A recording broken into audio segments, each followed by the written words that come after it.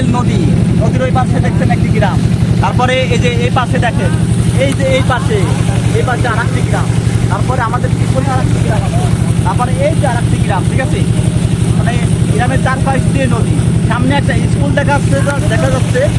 স্কুলে দেখেন তার পাশ দিয়ে পানি, তার পাশ দিয়ে পানি। তাহলে এখানে বাচ্চারা পড়াশোনা কীভাবে করবে, যারা স্টুডেন্ট আছে তারা কীভাবে স্কুলে আসবে, কলেজে আসবে, দেখছেন কী অবস্থা।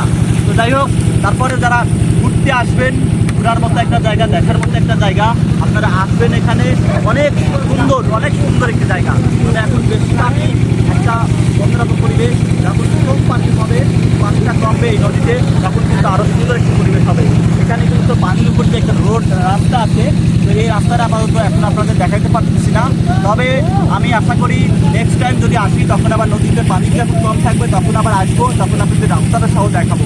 আমাদের বাংলাদেশের চলন বিলের নদী নাটোরে। ধন্যবাদ সবাইকে।